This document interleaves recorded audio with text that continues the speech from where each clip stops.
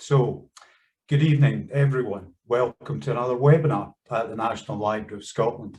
My name is Kenny Redpath and I'm the Events Officer at the Library.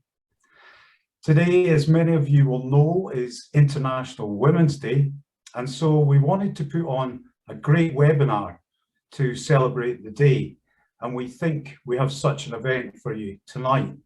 Much as if the beginning didn't seem like that, I'm sure that the rest will be. This evening, I'm delighted to be introducing mountaineer Vicky Jack, who is here to tell us about her remarkable quest to climb the 7 summits, the highest peaks on each of the 7 continents, brilliantly captured in the book, The Sky's the Limit. The book is an account of Vicky's journey from the Munros of Scotland to the summit of the world's highest peak.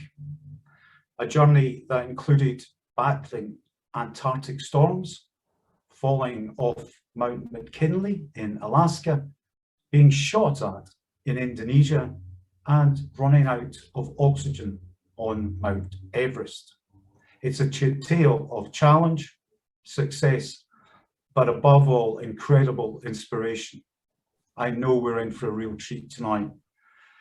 But as always, before handing over to Vicky, can I just say there will be time for questions at the end of the webinar. So get thinking and just type your questions into the Q&A function, and we will do our very best to get through as many as we can. But for now, I'm delighted to say over to you, Vicky. Thank you very much indeed, Kenny. I hope the people listening won't mind, but I'm still a little bit stuck with this screen. And I'd like to have a quick word with Joe. Hello, I'm here. Joe, do I start the video? It says start my video. Yes, please. Yes, so we can see you. Thank you. That's it. Perfect. Okay. Well, welcome everybody. And I hope you'll enjoy this.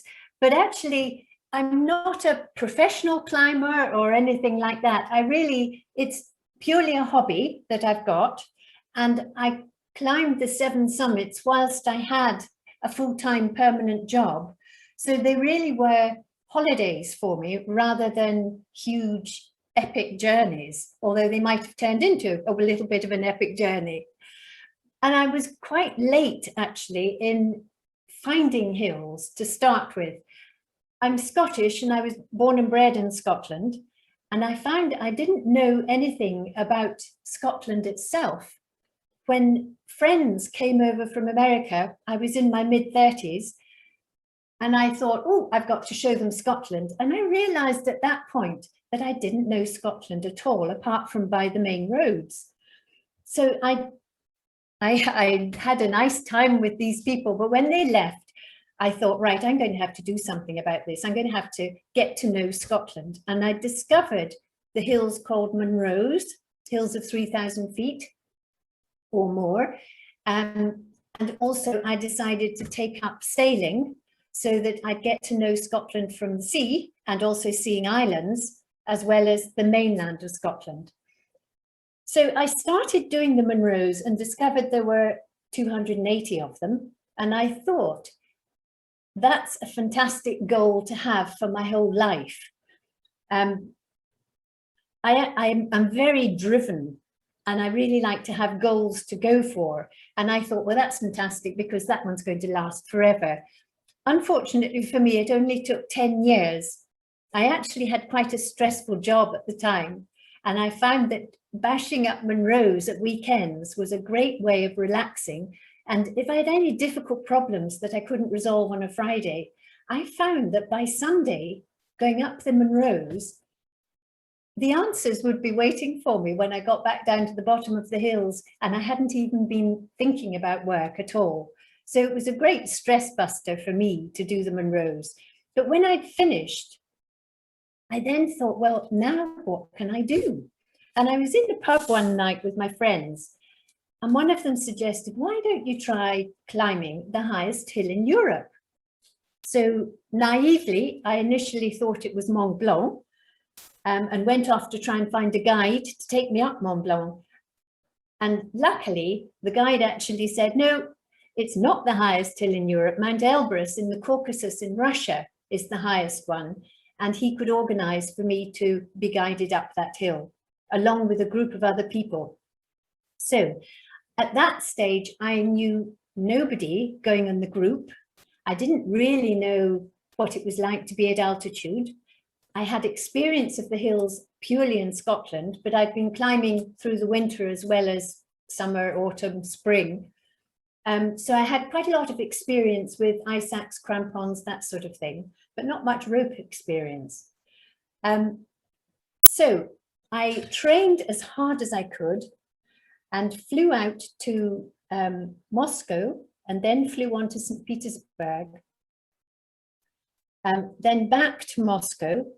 I actually met up with the group in Moscow, and then we went to St. Petersburg, more or less as a sightseeing trip for a couple of days to get to know the team of people that we were going to be with. Nobody knew anyone at that stage. And then we flew back to Moscow and had a flight down to Mineral Vody in the south of Russia, and then went on to the Caucasus in Russia. And this is a photograph of Mount Elbrus. Now, it was a comparatively easy hill to do, although I was very nervous about it because I didn't know what to expect. But needless to say, well, luckily, actually, we got a chairlift to start with from the bottom of the hill up to just below the snow line. And then we went up on the snow to a hut called a Priut hut and stayed there and did a couple of acclimatization trips up the snow. And then we went for the summit on the third day. And needless to say, the summit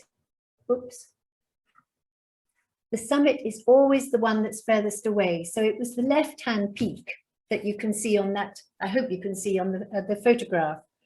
We got to the top, and coming back down, one of the chaps in the team said to me, oh, you were doing the 7 summits. And I'd never heard of them before. And I said, oh, what are they? And he said, oh, it's the highest mountain in each continent in the world. And stupidly, I asked him, does that include Mount Everest? And he said, of course it does. And at that point, my heart just leapt, and I knew that that was going to be my next goal. I was going to try and climb the 7 summits. And I came back down off that hill, and I was full of enthusiasm and energy, and I was desperate to try the next one. And I had plenty of holiday entitlement left. So a couple of months later, I went down and did Kilimanjaro because it was quite a short hill to do, and I knew it was comparatively straightforward. Altitude might be a problem, but it was a straightforward climb. And that is Kilimanjaro. We did a warm-up and acclimatization on Mount Kenya beforehand, before we went to this one. It was a trekking peak up to Point Lenana on Mount Kenya. And we raced up to the top hut and then went on up to as far as we could go on a trekking point. And we'd gone very quickly, and unfortunately everyone was suffering from headaches and feeling sick, in other words, altitude problems. This chap on the right with the red jacket on is called Sammy, and he was our guide. And what he was trying to do was raise our morale when we were stuck in this hut. And he, unbeknown to us, he used to be the Kenyan disco dancing champion. So he was trying to teach us some moves in the hut, hence the reason for the jovial smiles and laughs. So that helped us to get up Point Lenana, and then we went back down and up Kilimanjaro. After that, I was thinking, now, how on earth do I do these 7 summits?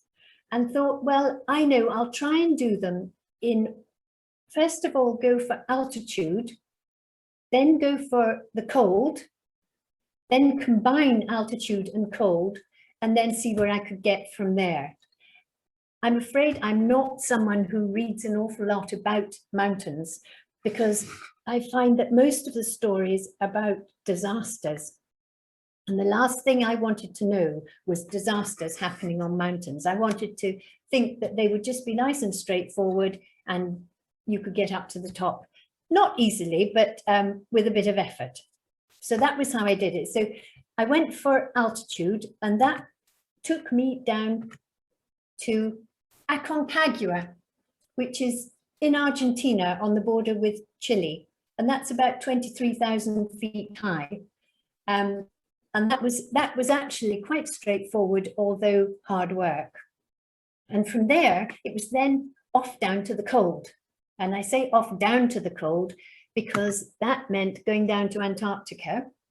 And what we did was, it was quite a long journey to get there. We flew down to the south end of Chile to Punta Arenas, and then chartered a Hercules plane and flew down to Patriot Hills, where there was a fairly large camp. By large, there was one big tent called it was the shape of a sort of nissen hut, but it was a tent. And there was a group of people that stayed for the whole season being about 3 months. And there were about 6 or 7 people living there, and other planes would come in. It was a staging point for people going down to the South Pole. So they'd set up this station, if you like, at the foot of Patriot Hills. We flew in there in our Hercules plane. We landed on a blue ice runway that ran out for about 3 miles, because when the plane landed, it couldn't really put on its brakes because it would have skidded all over the place and fallen over, I assume. But we landed at Patriot Hills, and then a Twin Otter plane from there took us across to the Vinson Massif, and we were going to be climbing Mount Vinson. And this is the Vinson Massif. We're flying into it in the Twin Otter, and it looks absolutely beautiful and lovely weather. The plane arrived and landed. There were 3 of us, I beg your pardon. There were 3 of us, and we had 2 two-man tents. We put them up, and you can see them in the front of the screen. The plane, the chap who flew us over made sure that we were settled in, and then he took off. And I think, can you see the plane there? And that was the plane. It had just taken off, and the 3 of us stood in a straight line watching the plane flying away, disappearing into the distance. And the plane got smaller and smaller and smaller, and the noise of the engine got lower and lower and lower, and eventually completely disappeared. And the 3 of us still stood in a straight line, watching where the plane had disappeared. And I think the enormity of being left on our own in the middle of nowhere suddenly dawned on us. But we were quite happy about it, and we knew that we would be supporting each other. It was, as you can see, a beautiful day, no wind, no trees, no birds. And talking of no trees or rocks to hide behind, you'll see on the right-hand side, there's an ice wall.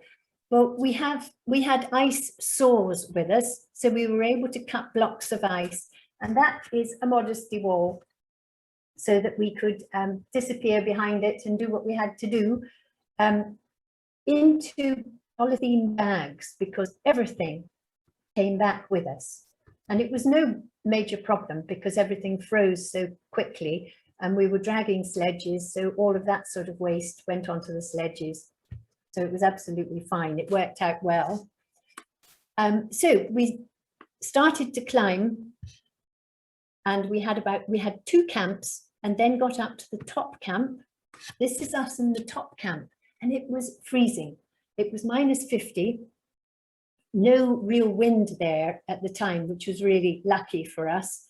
But we had to dig down into the snow and also build walls around us so that we were well protected if the wind started, because that really is a difficult one. The tents wouldn't survive in high winds.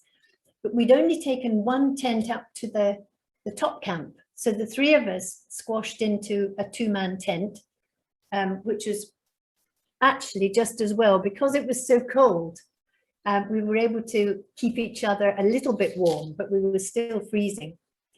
It was December time when we were there, so 24 hours of daylight. It was summer. So we just basically didn't know when night was, but we slept for a bit and then we were climbing and then we slept, but I had no idea what time of day it really was. We then climbed up to the summit, and you can see that's me at the top, and it was a beautiful day. We then came back down to the camp, the bottom camp, base camp, and then got in touch with Patriot Hills by phone to say, please can you send the Twin Otter across to us and pick us up, and we'll come back to Patriot Hills. We've successfully got to the top and we were feeling great about it. However, at Patriot Hills, they said, right, we're coming over, but you have to pack up immediately. You've got to be standing by, ready to jump straight into the plane as soon as they land, because they'd had a bad weather forecast and there was a storm coming in. So luckily, we were duly picked up and we flew back to Patriot Hills. We'd managed to get our two-man tents up around we were about 50 yards away from the mess tent that was there. And then I was in my tent, I was sharing a tent with another chap, and we were reading books, and suddenly the wind got up and the noise was absolutely horrendous.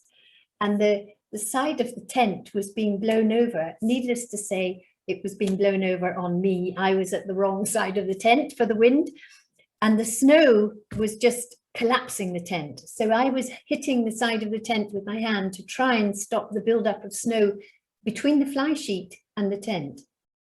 But it was a losing battle. So eventually we had decided, shouting at each other in the tent because over the noise of the wind, we decided we had to get out of the tent because it was just going to be ripped to shreds and we would be left with no tent. That we decided we had to try and get to the mess tent. So we put on all of our kit, goggles, neoprene mask, layers of clothing. We had about 3 layers of gloves, put on our harness, roped up, put on our crampons, and crawled out of the tent. And it was a complete whiteout. You could not see a thing. And the noise and the cold, it was frightening. But we knew where the nest tent was from our tent. So we headed off crawling. You couldn't stand up. We headed off on our hands and knees, crawling towards the mess tent.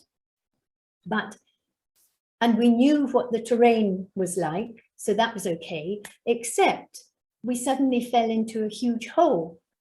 It must have been about 4 feet deep.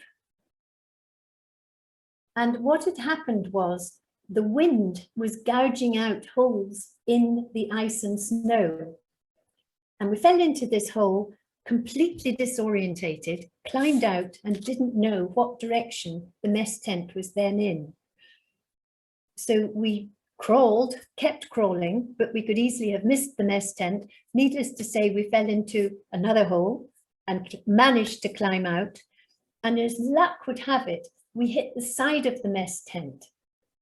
Now, the mess tent, I would say, is maybe 12, 14 feet high. And we hit the side of the mess tent and it was maybe about 1 foot high because the snow had been blown into it and it was all drifted up against the tent. So what we managed to do was crawl along to the end, dig down to get to the door, and we got into the mess tent. So we were safe from that point of view, and we were with other people. We had to stay there for about 5 days, and eventually the storm subsided enough for the Hercules plane to come and collect us and flew us back to Punta Arenas. Now, there had been an awful lot of angst in the tent, people getting worried that they wouldn't get home in time for Christmas. But I eventually got back to, I was working in Inverness and living in Aviemore at the time. And I flew into Inverness on Christmas Eve, managed to get down to Aviemore. And on Christmas Day, I was going to be driving down the A9 to spend Christmas with my mother. And I couldn't because the A9 was blocked. So I traveled so many miles on so many flights, but couldn't get the last 100 miles down the road to see my mother. So we celebrated Christmas on Boxing Day. So then it was time to go and combine the cold and the altitude. And that was going up to the, I beg your pardon, this one shows you the aftermath of the storm. We completely lost our tent and lots of kit. And you can just see it was mayhem everywhere, really. But then it was time to go to the other end of the world. And the next hill that was on my list was Mount Mckinley in Alaska. So this is us at Camp 1 preparing to set off up the Kilimanjaro Glacier.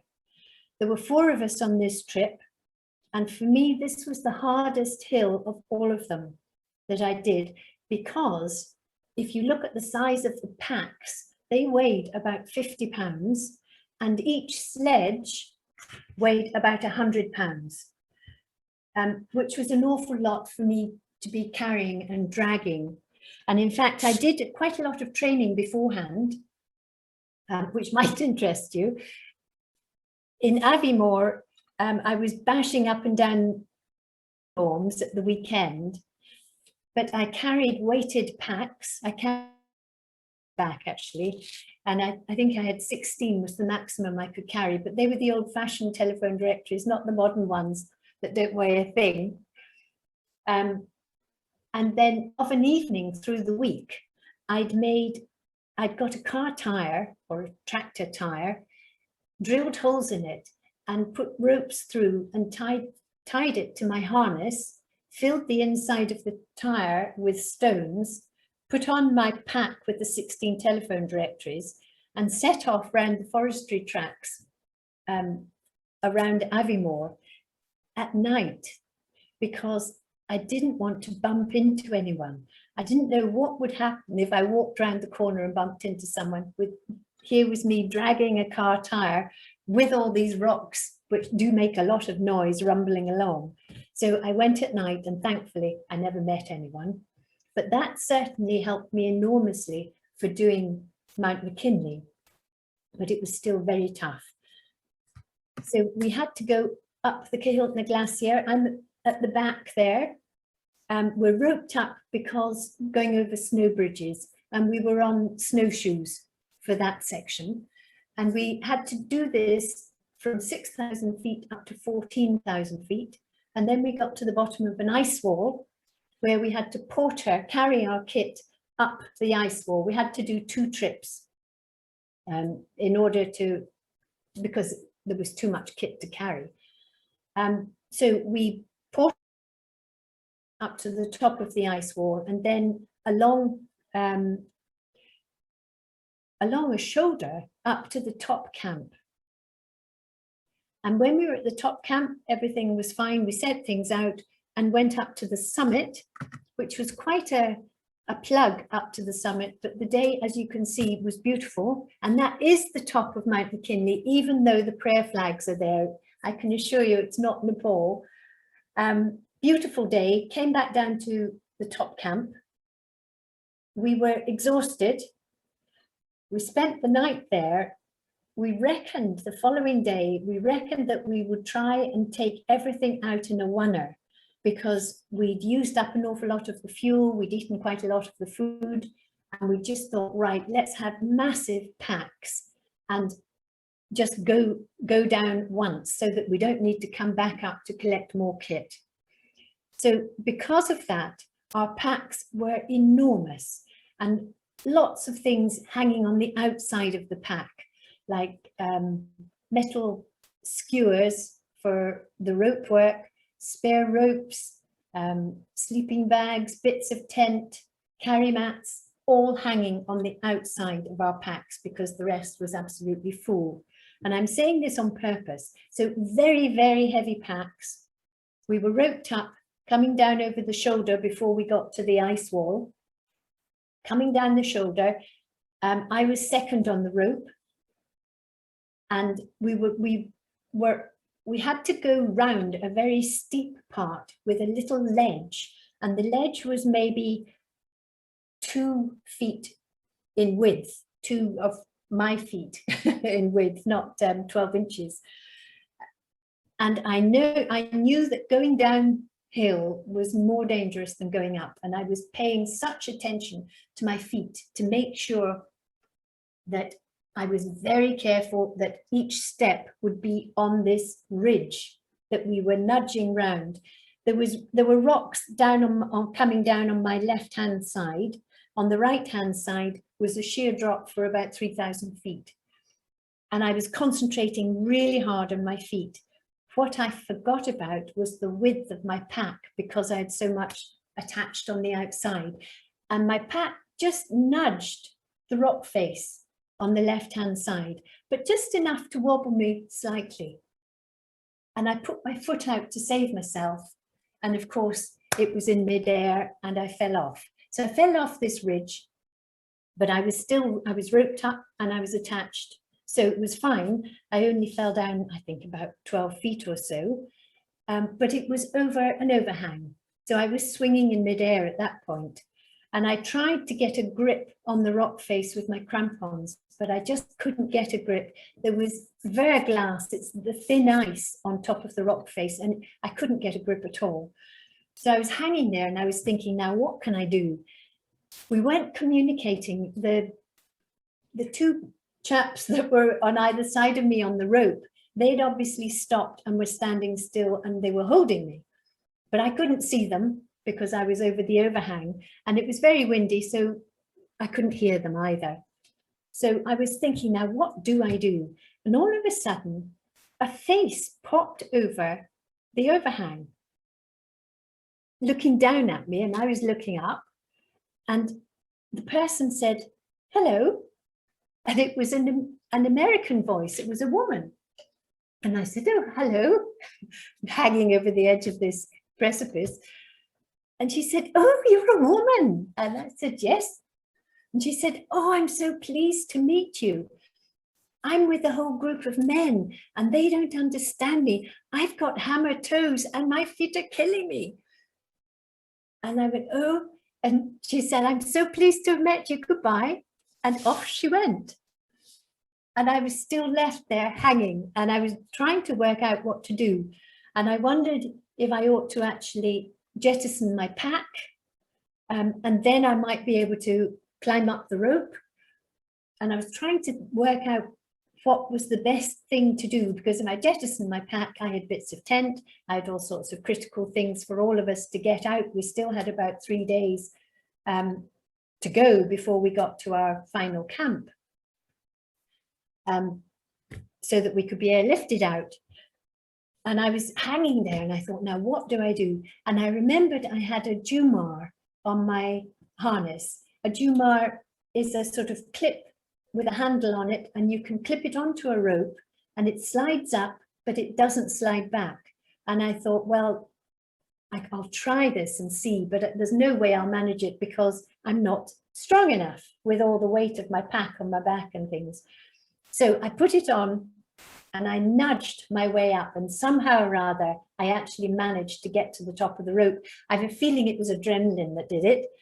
I'm sure that I certainly wasn't strong enough to do it in normal life. But I managed to get up and flop onto the ridge or the little ledge, and I managed to stand up without falling off. And we set off from there and managed to make a safe descent right back down to the very bottom. Interestingly enough, nobody ever asked me how I was. And at the time, I was furious at them. I thought, oh, that's just ridiculous. They ought to be making sure I'm okay. But actually, in hindsight, they did exactly the right thing, because I'd have just collapsed into floods of tears if they were showing sympathy. So they were perfectly correct to have just said, right, come on, we're going to continue. So we got back down to the bottom camp, and you can see in my hand is a bottle of whiskey. Now, what we'd done was we'd brought in some spare clothes and various bits and pieces and a bottle of whiskey, and we'd buried them in the snow and marked the top so that we knew where they would be when we got back down. And the top of that whiskey bottle came off, and it never went on again. We just kept going round and round, having more and more celebrations. And the following day, the plane came in to pick us up. An interesting plane, actually, because it landed on skis to pick us up, and then took us back to an airport where we landed on wheels.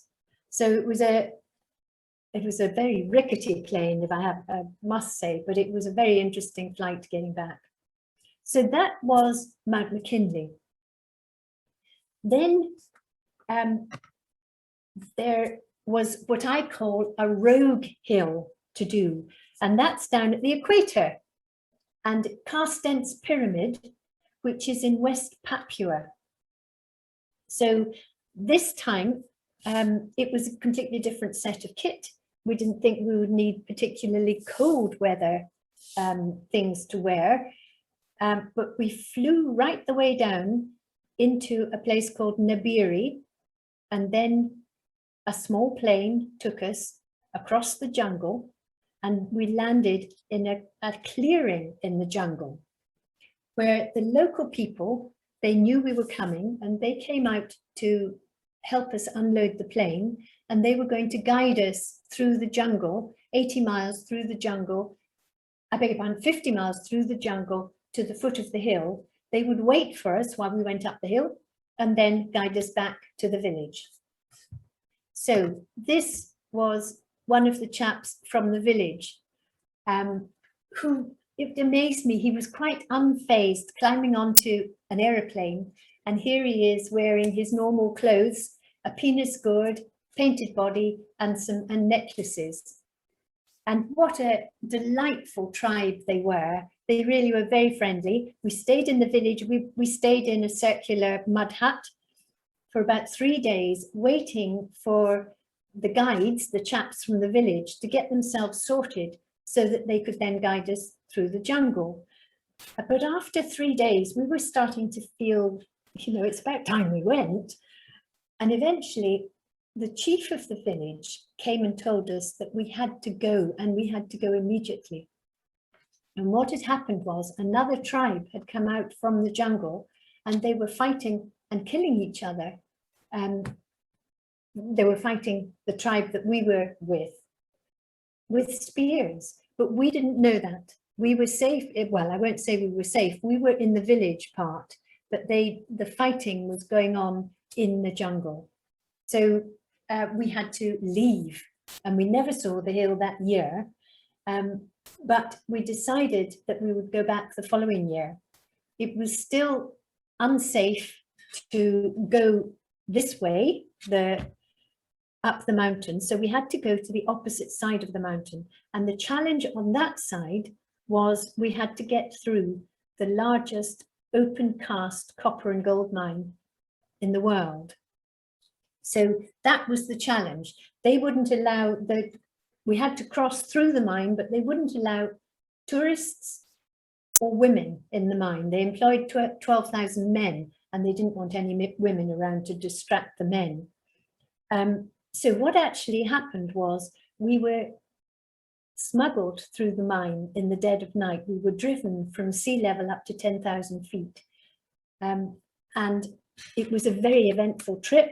We were discovered, and unfortunately we were shot at, or I think actually they were putting shots, an AK-47, but they were firing shots above our head but it was into the dark, and we didn't know what was happening at the time. And we certainly thought we were going to be, there would be some disaster, I should say.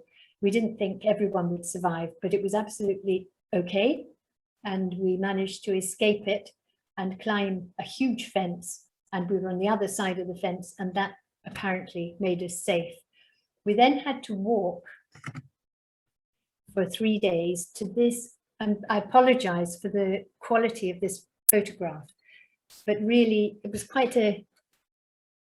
it wasn't a very nice place to be. I was on a particular hill, very rocky, as you can see. The weather was awful. It was raining, and further up it was actually snowing. So it really was not very comfortable to be there at all. Now, to do the hill, which is the far away, the light grey part, we had to go over this dark grey, drop down into a valley, across the valley, and then up. The hardest bit, I don't know if you can see it in your picture, but right on the skyline, there's a little notch, a square going down and up. That was the hardest part of the whole climb, but it was a rock climb the whole way up. And that's us abseiling down into that notch that I was talking about. And then we had to go along the bottom of the notch and up the other side, and then on up to the summit. You can see the snow there as well. It was a long, long day. And actually we were benighted on the rock face and managed to get out very early the following morning. We had to do the return trip back through the mine, which we were not looking forward to, but we managed to get through. But our guides, who were just a couple of local lads, Indonesian lads, they were scared and straight to the airport to fly back to Jakarta. We'd left some kit in a village for when we went back, but they said, no, leave that. We're going straight to the airport. You're not staying here, and we were flown straight out. So again, we lost some more kit there. So that was 6 of the 7 summits.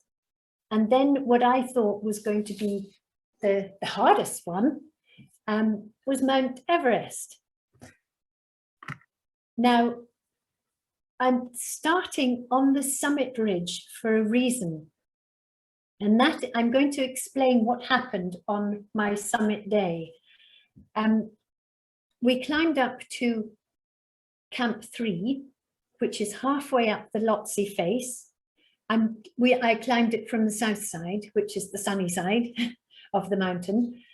We climbed from Camp 3 up to Camp 4, Camp 4 being the top camp at the South Col, which is a huge sort of football field. It's just basically the col between Mount Everest and Lhotse. So that was, and it's known to be a very windy place, but we climbed up from Camp 3 to Camp 4, and that took about 8 hours. And we arrived absolutely exhausted at about 3 o'clock in the afternoon and collapsed into our tents, which our Sherpas had very kindly, they're absolutely amazing people. They'd gone up ahead of us, and they'd put up the tents. They had hot water ready for us for drinks. They really looked after us so well. And we collapsed into our tents, feeling sick. We were on oxygen. We had to try and rehydrate. This was about 3 o'clock in the afternoon. We had to try and rehydrate and eat, which was very difficult to do at that altitude. You're in the death zone at that time, which means that gently your body's closing down. Your body you don't exist naturally up there for any length of time. So the idea is be as quick as you can when you're in the death zone and get out of it as quickly as possible. So we rested from about 3 o'clock in the afternoon through till and left the camp at about 8 o'clock at night and climbed through the night to get to the summit. And that's the normal way for climbing on summit day. So we set off in the dark, and if you can picture this, we had oxygen masks, and at that stage when I did Everest, it wasn't on-demand oxygen. The oxygen came out all the time, so a lot of oxygen was wasted. But what that meant was we had to carry large tanks of oxygen, 2 of them in our packs, which makes it more difficult to climb, obviously. So we had massive oxygen masks, goggles, I think it was 2 hats on with a hood up, head torch on top of the outside of that, harness with all the rope work and everything on it, crampons, ice axe. I had about 3 pairs of gloves on with the 2 oxygen cylinders full in my pack. And my mask was frozen. The bottom right-hand corner, I could just see through and no more. So I was climbing, looking through the bottom right-hand corner of my goggles at my feet. And all I could see was my feet. I couldn't really see where I was going. So very carefully moving on up the mountain, I had a Sherpa who was with me, looking after me. Now, they're meant to just stick with you, look after you, but you make the decision if you ever want to turn round. So we headed off up the mountain in the dark. We got halfway up to a place called the balcony. And at that stage, I stopped and the Sherpa took out one of the bottles, the bottle I'd been using of oxygen. It was almost empty. And the Sherpas previously had been up and stashed new bottles of oxygen at the balcony. So my bottle was swapped over for a full one. But I was plonked down on the snow, absolutely exhausted, had my head in my hands, trying to control my breathing, while the Sherpa swapped over the bottles of oxygen. So he seemed to take a long time, and there was a lot of shouting going on in the background. There were lots of other people there, by the way. We weren't just on our own. Lots of shouting going on in the background. In Nepalese, I wasn't really listening. I was trying to get my breathing under control. But eventually, Sherpa said, go. So I got up and we continued. We went, as we were starting to go up towards the south summit, dawn started to arrive. And unfortunately, a wind also started to arrive.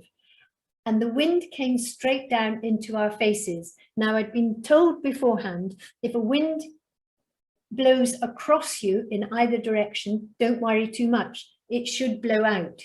But if it comes straight down the mountain into your face, be worried and be very cautious, because that means the jet stream is dropping and the winds can be huge and they can last. So we continued on up to the south summit. And by the time we got there, other people were turning back. But I didn't want to turn back. I decided, no, I'm going to see how far I can get. So we dropped down off the south summit onto the summit ridge. And this is the summit ridge that you're looking at here. More people were turning back. And my Sherpa was saying, back, we go back. And no, I wanted to go on. It had cost an awful lot of money and I'm a Scot and I wanted to get to the top.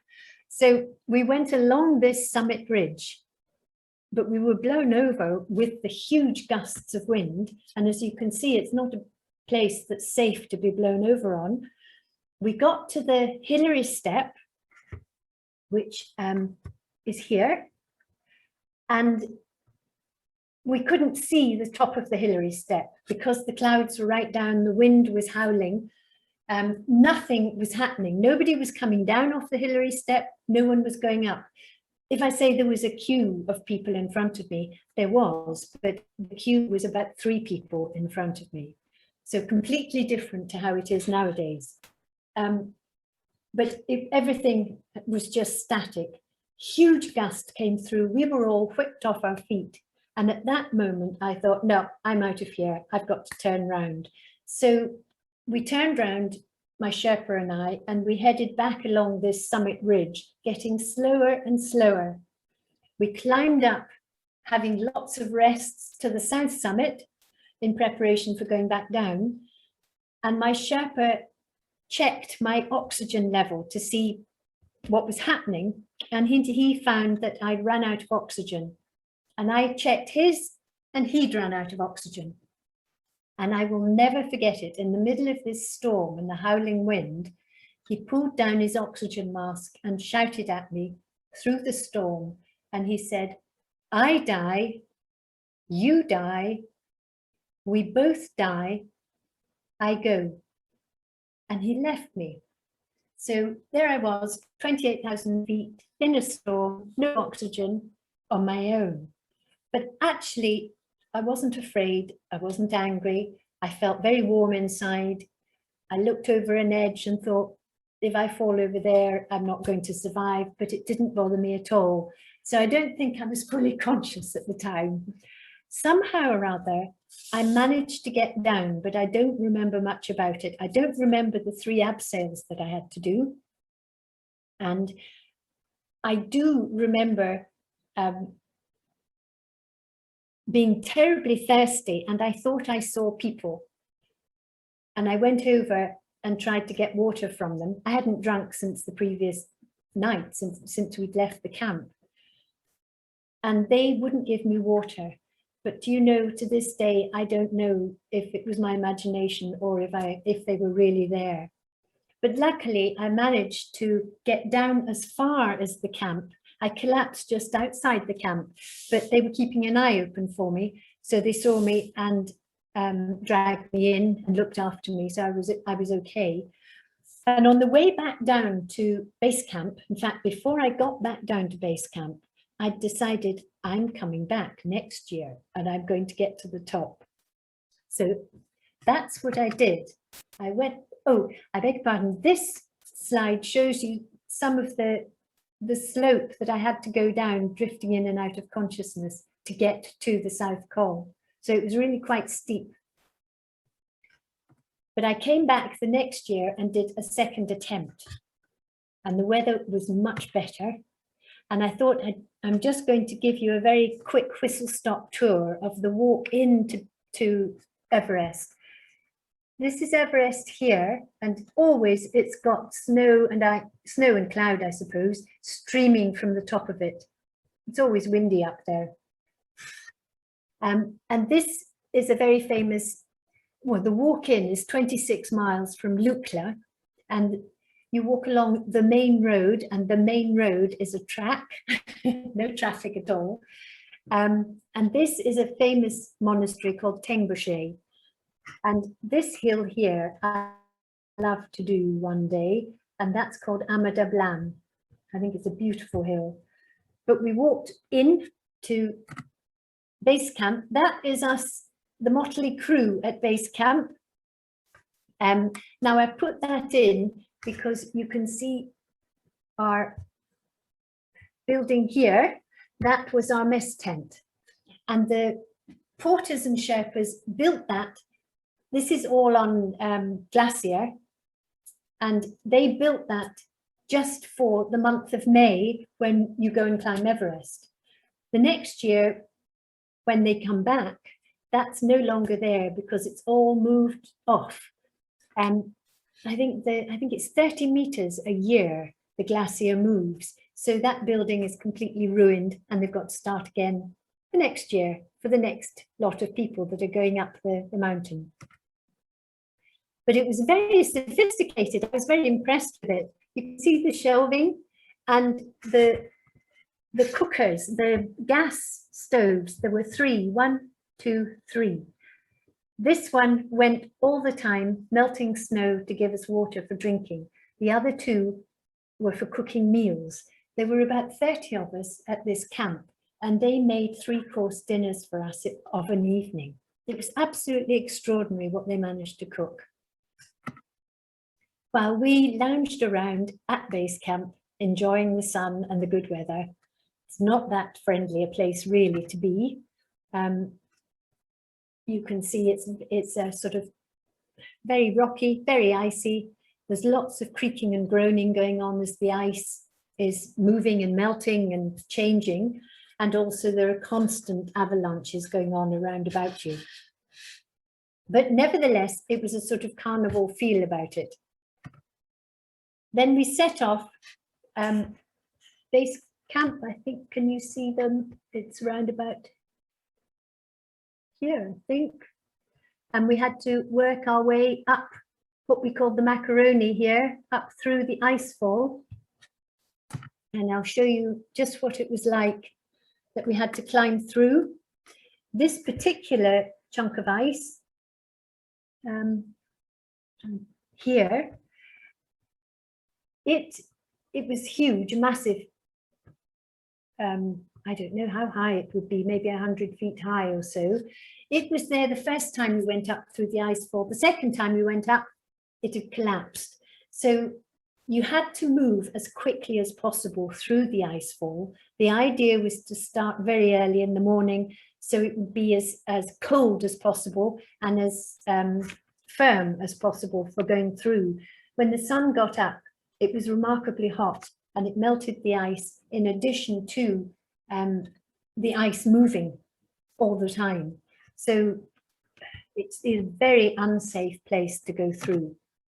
You don't dilly-dally. You keep moving. And this is an easy crevasse to get over.